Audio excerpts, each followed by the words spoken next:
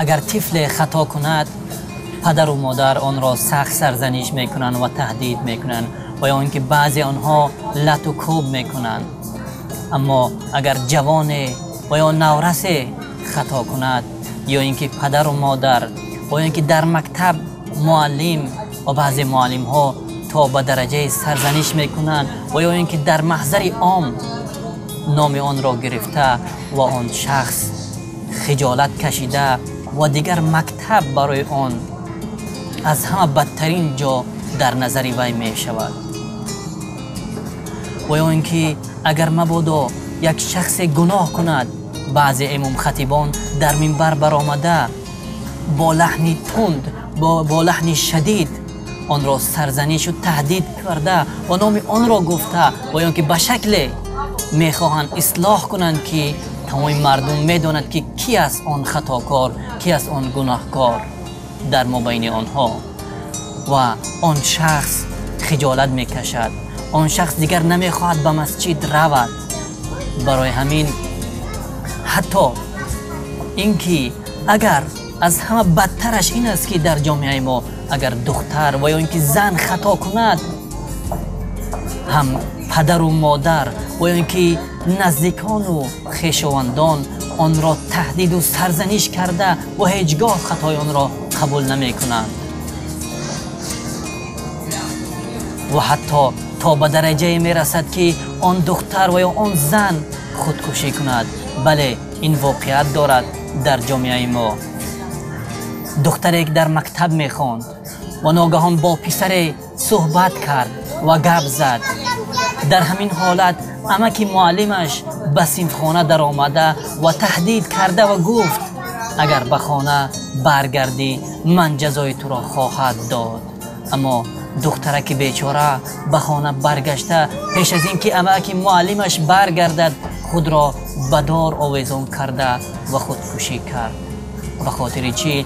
به خاطر آنکه آن اسلوب و آن روش را که استفاده میبرند برای اصلاح کردن خطا دیگر برای آن زندگی سیاه می شود و میخواهد که خودکشی کند و دیگر در این دنیا زندگی نکند. برای همین این گونه اسلوب ها آیا مطابق به اسلوب پیغمبر خدا هستند؟ وقتی که با یک شخص خطاکار مواجه می شد و میخواست که آن را اصلاح کند و یا طرزی که ایشان اصلاح و درست میکردند خطا و یا گناه را آیا با چنین شیوه با چنین رفتار معامله میکردند؟ نه هرگز.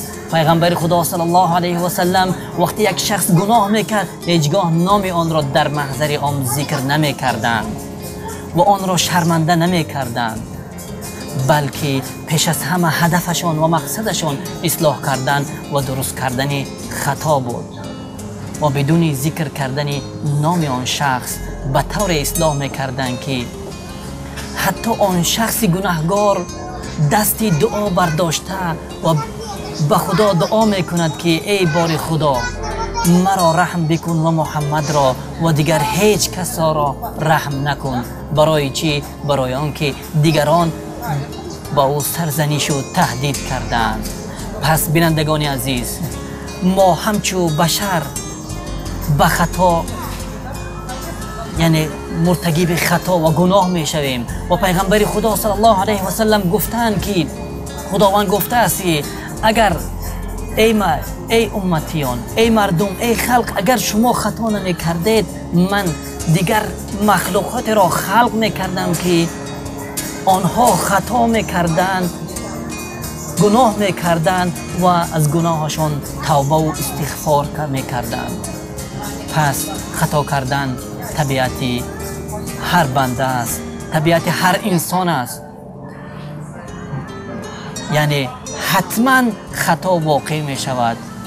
پس باید با یک روش با یک اسلوب نیک آن خطا را اصلاح کرد که تا آن مرد و آن زن شرمنده و خجالت نشود در مابین مردم. پس بیاید بینندگان عزیز آن همه روایت هایی که در مورد چگونه معامله کردن با یک شخص خطاکار و چگونه اصلاح آن را چگونه اصلاح کنیم بیاید آنها را مراجعت کرده و آن را در حیاتمان تطبیق و عملی کنیم. پیغمبر خدا صلی الله علیه و سلم چگونه یک خطا و گناه را اصلاح میکردند.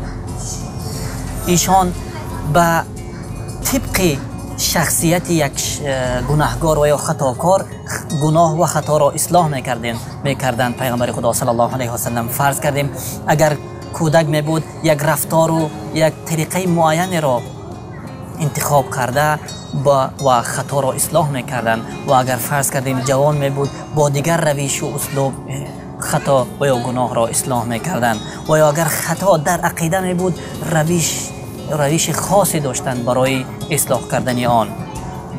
ببینید اولین اسلوب و روش اصلاح کردن گناه چنین می باشد که پیغمبر خدا صلی الله علیه و سلم نشسته بودند، ناگهان جوان وارد شد و این همه روایت های درست و صحیح هستند.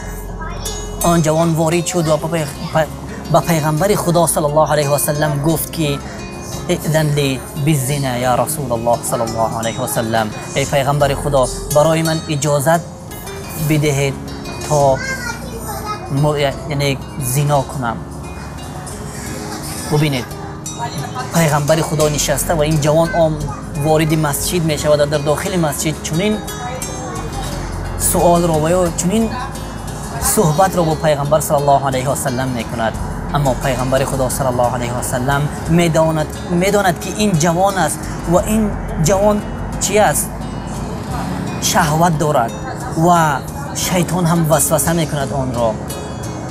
برای همین بدون سرزنش کردن و بدون تهدید کردن کدام روش را استفاده بودن؟ آن روش را که گفتند، سوال کردند که اتحبه لامک، آیا چنین کار را به مادرت روا میبینی؟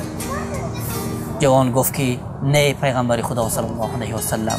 پیغمبر صلی الله علیه و سلم گفت که وکذلک الناس لا یحبونه لامهاتهم، این چنین مردم هم چنین کار را برای مادرانشان نمیخواهند. به همین شکل پیغمبر خدا صلی الله علیه و سلم گفت آیا چنین کار را برای خواهرت میخواهی؟ گفت هرگز نه.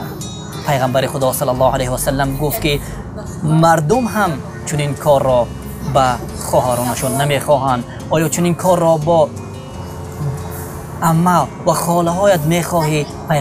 جوان گفت که هرگز نه. بعد از این روش و اسلوب پیغمبر خدا صلی الله علیه و سلم این جوان قانع شده دوباره چیکار کرد؟ با اون کار و خطایی که میخواست مرتکب شود هرگز چیکار کرد؟ دست به آن نزد. پس جوان نیاز به چی دارد؟ به فهماندن دارد و یک روش دارد که زیرا آن همیشه از طرف خودی شهوت جنسی که دارد و یا اینکه شیطان وسوسه میکند به هر صورت میخواهد مرتکب چنین خطا و گناه شود. پس باید با آن این روش و این اسلوب را استفاده برد تا که دوباره به آن خطا و گناه دست نزند، نه اینکه از طریق تهدید و سرزنش و یا اینکه لط و کوب کردن و یا اینکه خجالت کردن آن در مابین مردم.